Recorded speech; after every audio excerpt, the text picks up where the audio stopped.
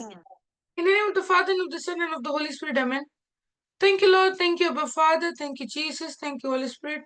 Thank you, Lord, for your goodness, your grace, your mercy, your love. Thank you, Lord, for your word. Thank you, Lord, for your love, for your mercy that endures forever and ever. Thank you, Lord, for this new day that you've given to us. We will rejoice and be glad in it. Help us, Lord, to keep our focus only on your word, to meditate on your word, to study your word, to speak your word, and to live by your word. Thank you, Lord, for your goodness. Thank you, Lord, for your grace. Thank you, Lord, for the truth. And help us, Lord, to walk in the truth, to live in the truth, to experience the truth every moment, every minute of our life. Thank you, Father, for your word, for your love. We continue to praise you and glorify you, Lord. We continue to believe in you and trust in your grace, Lord, for everything that you are doing in us. And we continue to give you thanks and praise and glorify you, Lord. Thank you, Lord, for the promises that you have made manifest through your word. Thank you, Lord, for you are faithful to your word. We believe in you, we trust in you, we rely on you for everything. In Jesus' name we pray. Amen. Praise God. So, welcome everyone. Nice to see you all back again. A very good morning to all of you. Thank you, Jesus. Okay, let's go to Isaiah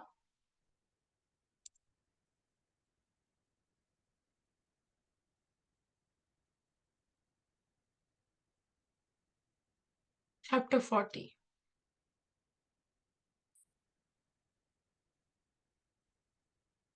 Isaiah chapter 40, we'll start off with verse number 1. Comfort you, my people, says your God. Now, Isaiah is a prophet and he is prophesying. And see what he's prophesying? He's prophesying, saying, comfort you, my people. Now, Isaiah is a prophet, and God is telling his prophet to comfort his people. See, we are all prophets, not telling people about the future, but we are all prophets ordained by the Lord to go and give to others the message of God. Okay, we are all ordained by God, we are all sanctified by God to go and give His message to the world through our words, through our prayers, through our actions, through our deeds, in every way in our life. We are called to give the word to the world. We are called to bring transformation in this world.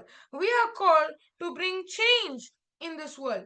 But the only way to experience true transformation, the only way to experience true change in our life is only when we become God's prophet. We are sanctified by God. We are accepted and ordained by God for a purpose.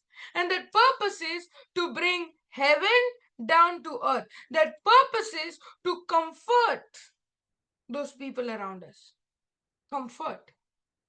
Now, God has given us His word. Through His word, we can comfort others. So, when we spend time with the Bible, with the word of God, seeking His word, seeking His love, seeking His compassion, now as we spend more time with the word of God, more time with the love of God, more time with the compassion of God, that time that we spend with the word, in the word, meditating on the word, is God's comfort given to us that enables us to experience victory. Praise God. So comfort you, my people, says your God. Speak you comfortably to Jerusalem. That's exactly what Jesus did. But that's not what the Pharisees did.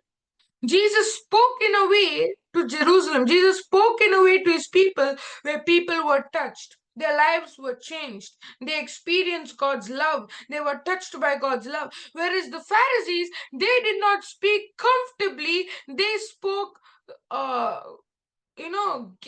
through full of guilt.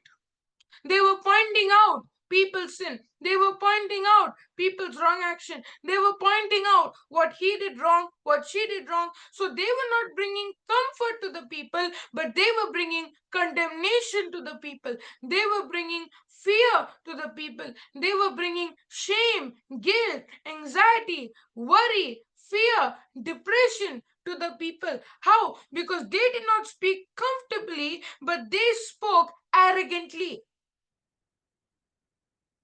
full of pride. Whereas Jesus, when he came, Jesus did not come and start pointing fingers at everyone, but he spoke in a way where people were touched. He spoke in a way where people's lives were changed. And that's exactly what we are called to do. We are not just called to speak to people, just any type of words, negative words, fearful words, ungodly words. No, but in other words, the Bible says we are called to speak comfortably to Jerusalem, to comfortably to the world. And that's why Jesus said to his disciples, when the Holy Spirit comes upon you, you shall receive power and you will be my witnesses in Jerusalem, Judea, Samaria, and unto the uttermost part of the earth. In other words, Jesus is teaching his disciples, without the Holy Spirit and his power, you cannot be my witnesses. Why? Because if I want to speak God's word comfortably, if I want to speak God's word through faith, if I want to speak God's word through faith, through love, through compassion, through grace, the only way I can speak God's word in that way is when I know what my God has promised me. When I know what my God has said, what he has already done for me. So God has finished everything from his part. All I need to do is spend time with the Word of God, studying the Word of God, meditating the Word of God, learning the Word of God, speaking the Word of God, so that when I spend time with the Word, with the Bible, with the truth, that is when I can speak to people exactly what I have learned. I can speak to them in a manner, in a way that they are also touched by the same glory that I have experienced. So when we are speaking the word, we should not speak the word with our own strength or ability. That's when we become like the Pharisees, speaking condemnation, guilt, where people's lives are not changed, but their lives are more depressed than the way they came. But when we see people and we begin to speak to them God's love, we begin to speak to them God's truth, we begin to speak to them God's compassion, God's forgiveness, we begin to speak. When we speak faith, when we speak through the power of the Holy Spirit, that is when people's lives are touched and changed. Praise God. So see this, speak you comfortably to Jerusalem and cry unto her that her welfare is accomplished, that her iniquity is pardoned, for she has received of the Lord's hand double for all her sins. Now we have all committed sins. So the same with the people living in Jerusalem at the time this was prophesied. But see what the Bible says, for she has received of the Lord's hand double. Double. When we have committed sin, yes, we have gone against the Father, we have done wrong. But God is saying, no matter what we have done, because of what Jesus did for us on the cross, our welfare is accomplished, means the battle is won. Our iniquity is pardoned, that means our sins have been forgiven, and we have received of the Lord's hand in double. That is called as salvation. So you see what was promised to Jerusalem. Now this is not necessarily promised to them that they experience it at that time. But this is a prophecy of when Jesus comes, this is what he is going to do. He is going to come and speak the word of God to his people. He is going to win the battle for them against the enemy. Once and for all, the enemy is won. The warfare is accomplished. The battle is won. It's done. And then he's going to come for the iniquity to be pardoned. That He's going to come to forgive our sins, but not just forgive our sins, but also that we receive of the Lord's hand in double. Now, we look at the Word of God and we think Jesus came to forgive my sins. Jesus came to forgive my sins. And we say that again and again. Jesus came to forgive my sins. But that's not the only reason He came. This scripture is saying He came for three things. He came for the battle to be won. He came for the sins to be forgiven. But not just that. He came so that we receive of the Lord's hand in double. In other words, so that we receive salvation, we receive eternal life. So Jesus did not just say, I forgive your sins, go. If that was the case, then our sins would have been forgiven, but we would have still be living lives in this earth with sickness and disease. But Jesus did not just forgive our sins, our iniquities, but He gave us His hand in double. That means what? He did not just forgive us our sins, but He gave us this new ability to live a new life in Christ called as the eternal life. And this life that we are called to live now is not just any life, but this life is where we know our God, we know what He has done, we know what He has already finished, and because of that, what we know He has done, now this life is tapping into it and experiencing it every day. So, eternal life is not going to heaven and then experiencing it, then experiencing the prosperity that He has. Because the Bible says the streets are made of gold. So it's not that we are waiting to heaven to experience that healing power, that prosperity, that deliverance. No, no, no. But rather, we have eternal life where in this earth we can experience it. Eternal life starts right now in this planet earth. It starts by a relationship with God, by knowing Him. So everything of God, we don't have to wait to go to heaven to experience, but right now on this earth. Praise the Lord. Now see this. The voice of him that cries in the wilderness, prepare you the way of the Lord, make straight in the desert a highway for our God. See, he's saying the voice of him, of John the Baptist. This is talking about John the Baptist, John who was in the wilderness. Okay. Now, John the Baptist was a voice crying in the wilderness, prepare you the way of the Lord. We also are just like John the Baptist, making a way for God. Because if God needs to work in this earth, He needs our permission. The Bible says in Genesis 1:26 that God has given man dominion. God has given man power. God has given man authority. So anything in this world, okay, that God can do, He can only do through man's permission. He can only do through man's cooperation. He can only do through man's, yes to God, submission to God. Now, the Bible says here, prepare you the way of the Lord. Okay. In other words, what the Bible is teaching us is that through the word of God, we are preparing a way for God to work. God wants to heal. God has healed this. God has delivered us. God has blessed us, right, according to His word. But that to receive, we need to prepare the way. We need to cooperate with God. See, God had a plan for Jesus to come into this earth. But Jesus could not just like that come. If Mother Mary was not obeying, if John the Baptist was not obeying, could Jesus come? No. And why could Jesus come? Because Mother Mary obeyed. Why can Jesus work in this earth in our life? When we obey, when we give permission.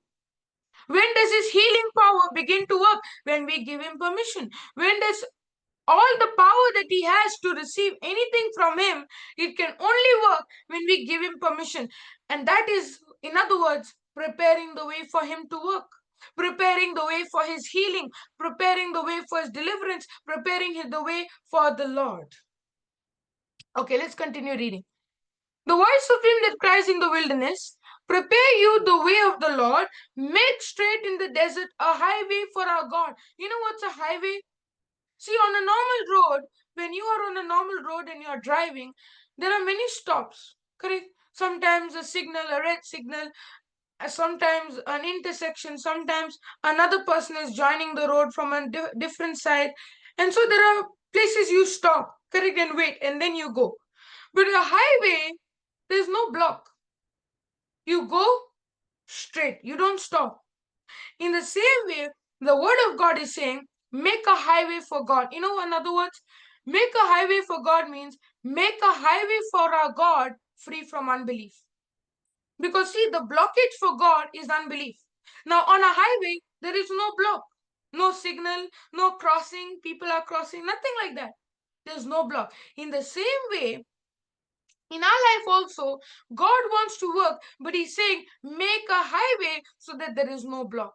We need to remove the block. And what are those blocks? Unforgiveness, unbelief, not believing in God, not forgiving people, no loving people. That is a block. When I'm not operating in love, it's a block. When I'm not ready to forgive, it's a block. When my mind is not renewed, it's a block. When I'm not yet believed and acted on the word of God, it's a block. So the Bible says, make straight in the desert a highway, a way without blocks for the Lord. In other words, get rid of those things. In other words, die to our flesh. Our flesh is trying to stop God from working ignorantly. We don't know that God is working. And by our ignorance, the devil has deceived us so that we can stop God from working in our life. But now God has given us His word. Now God has given us His promises so that now we can remove those blocks of unforgiveness, of unbelief. How? By the renewing of our mind. Renewing of the mind. We need to renew our mind to receive anything from Him. That's why the Bible says we are transformed. There is a transformation that has taken place by renewing of the mind. The transformation means the freedom. Freedom from the work of darkness, translated from the kingdom of darkness into the kingdom of light. Now we are living in a new kingdom, in a better kingdom, the kingdom of God. Yes, praise God. Hallelujah. Thank you, Jesus. Um, Everything we see, okay, let's go back to that verse.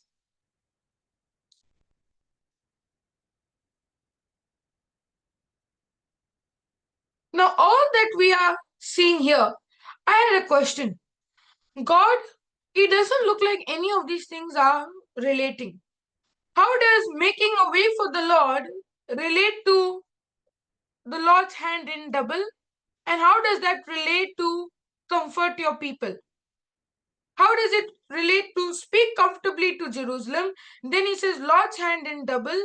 And then he says, make a straight way for the Lord. How is that all related? You know how it's related? Because in those days, they did not have the Holy Spirit. So all of this was just a prophecy.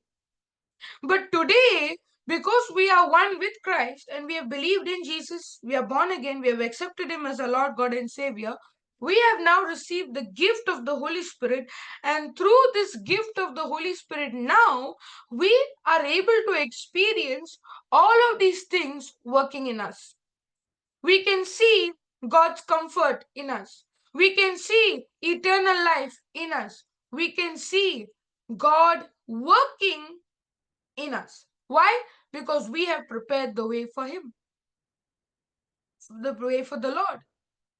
See, God as the Father, God is the Son, God is the Holy Spirit. God is God. There is only one God. But God is expressed in three ways, in three forms. As Father, one form, as Son, another one, another form, and as the Holy Spirit. Three ways. Now, this God, who is the Father in heaven, came down as the expression of the Son into this earth, paid the price for us on the cross, And now the Son has exalted back into heaven, and now comes the same God, but in the form of the Holy Spirit to live with us and help us with all of these things.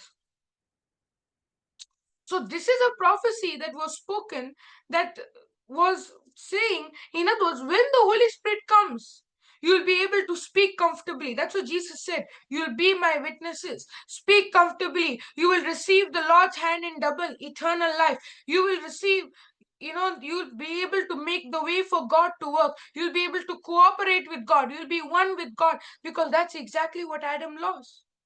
And these people at Isaiah's time, they did not have the ability to make a way for God. They did not have the ability to cooperate with God. Why? Because there was a disconnection. There was a blockage. Sin was the blockage. But today, because we have accepted Jesus Christ as our Lord, God, and Savior, He has died for us on the cross, and through His death, He has removed all that sin that was the barrier, and now He has restored the relationship, just like Adam, even us today.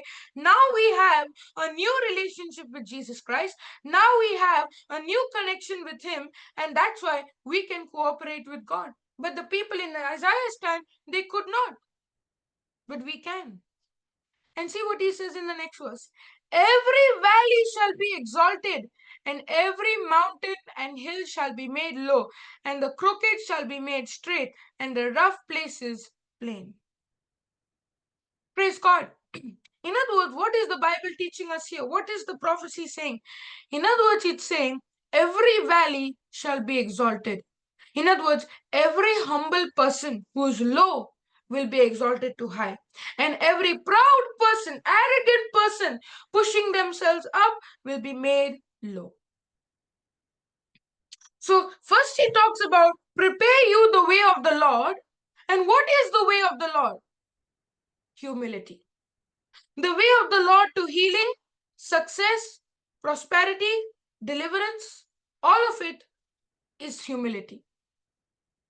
Humility to the Holy Spirit, humility to the Word of God, humility to the love of God.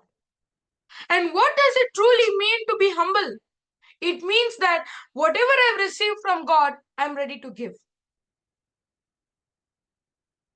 I'm ready to give.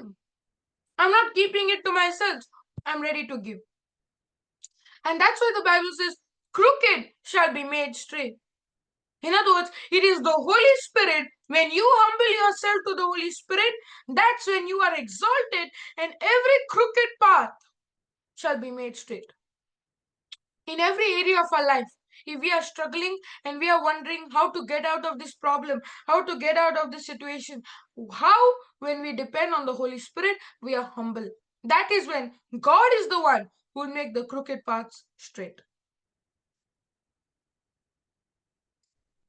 So everything we do in our life, okay, we struggle. We have problems. We all go through problems and situations.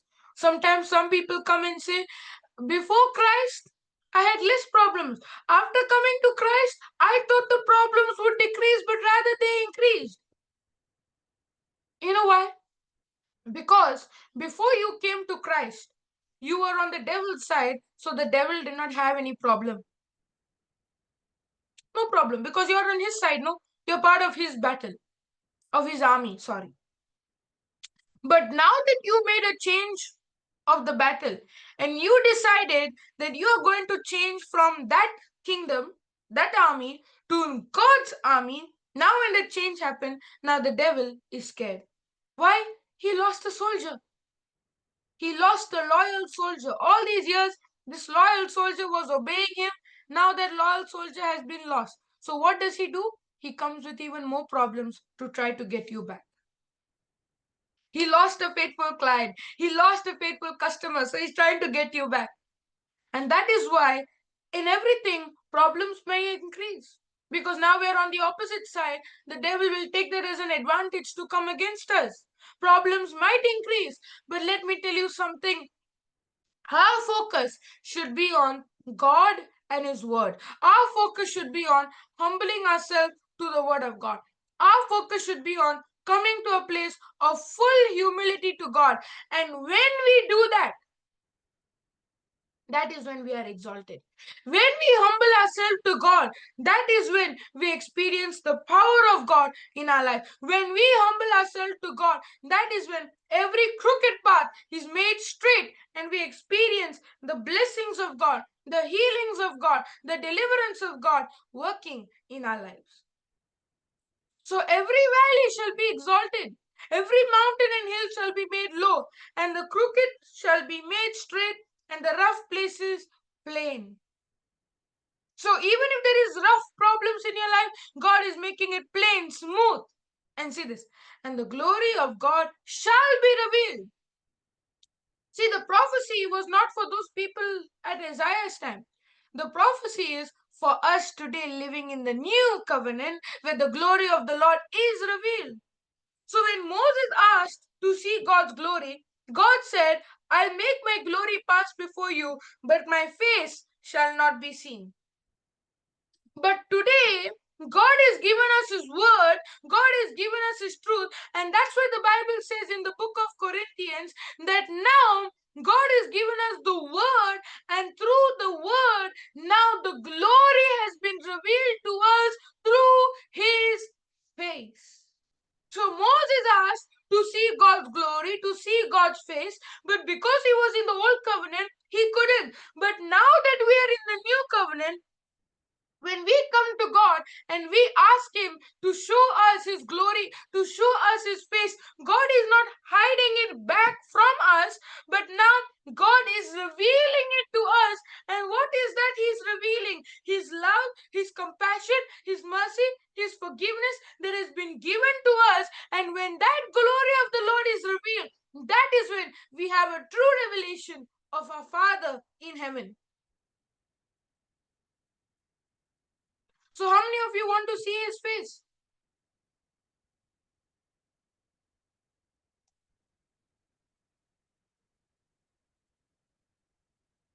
Many people still say yes. I want to see God's face one day. But the truth is, we have already seen His face. How? Because Jesus is the only expression of the Father. See, Jesus Himself is the Word. John chapter 1, verse 1. In the beginning was the Word was with God, the Word was God. And Jesus said in John chapter 14, He said to Philip, whoever has seen me has seen the Father. Now we have not seen Jesus physically. No, but we have seen him through his word because Jesus is the word. Now that we have seen him through the word of God, now that we have seen him through the promises of God, that is when we see God's face. So when we have an understanding of the word, we can see God's glory. Because Jesus is the exact representation of God. The Word of God shows us who God is, His face. And you know what is the face? Whenever you remember a person, you don't remember them on the body, you remember them on the face. Okay, you always remember them on their face. You put names with faces, not with bodies, with faces. In the same way, what is very important for us is not to look at the body. In other words, not to look at the body of Christ. Not looking at him and her, what she's doing, what he's doing, and becoming jealous, becoming competitive with them, with other Christians in the body of Christ. But all of us should not be looking at each other, but all of us, our focus should be on the head that is Jesus Christ, on his face, not on the body, on the face. And when we have an understanding of God, when we see his face, that is when we truly receive the glory of God in our daily life.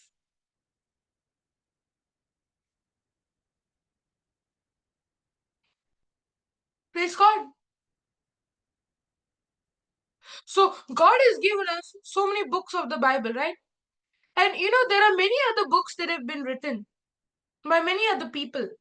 But these are the books that God had spoken to the people, and the people had written by the power of the Holy Spirit. Not that there were not other witnesses of the gospel, there were many other witnesses as well, but these are the proven witnesses of that came from the Holy Spirit, and those are the ones written in the Bible. Now, all of these have been given. How much time are we spending with all these books to study them? And many people think, I need to go and study theology, I need to go and study this, I need to go and study that. I'm not saying those things are necessarily wrong, but I'm saying, why don't we just spend time with the Word? Forget about all these other books and other theology. The Word of God is enough, I would say. Because if someone really spends time with the Word of God day and night, that person will get knowledge and revelation after revelation. There is so much to know. We just don't have time to know it all. And we'll never have time to know it all because no one can study the whole Bible. No one can have revelation of the whole word. And that is why, rather than focusing on these different things, social media and this, all these things, I'm not saying we should not give our attention to those things as well. There are things we need to do on social media and other places, but let the word of God be the foundation and the main above everything else. That is when the glory of the Lord shall be revealed to us. In other words, the glory of Yahweh, Lord means Yahweh, correct? Because it's all in capital. The glory of Yahweh shall be revealed to us. In other words, Jesus Christ. Yahweh, Yeshua, Jesus Christ. The glory of Jesus Christ, the glory of the word of God shall be revealed unto us. And all flesh shall see it together, for the mouth of the Lord has spoken it. Amen. Praise God. Did you understand?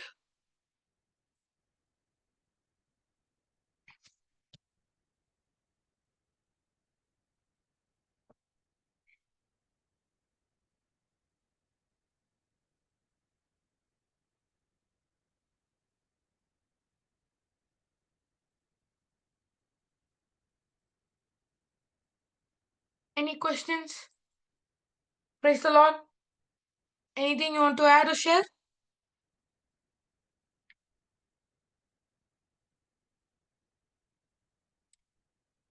Okay. Then we'll continue with the Thanksgiving prayer. Praise God. Thank you, Lord. Thank you, Abba Father. Thank you, Jesus. Thank you, Holy Spirit. Thank you, Lord, for this new day that you have given to us. Thank you, Lord, for your love, for your mercy that endures forever and ever. Thank you, Lord, for teaching us the truth in a simple and easy but a practical way. Help us, Lord, to apply your word in our daily life, to experience your word, to walk by your word, to live by the word. Thank you, Father, for your compassion. We believe in you. We trust in your grace. Thank you for everything that you are doing. Thank you, Lord, for the promises that you have given to us one after the other. And help us, Lord, to focus on those promises and study them and apply them in our daily lives. Thank you, Father, for your glory, for your goodness, for your grace. We believe and we receive your word. We love you and we thank you. We praise you. In Jesus' name we pray, Father. Amen. Amen. Amen. Praise God.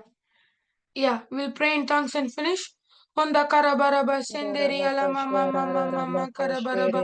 Anderi ari ala bala bala bala bala bala bala bala bakara mama. Ala la la la la la la andara kala. Karama kala mandara. Ala mama mandara kala.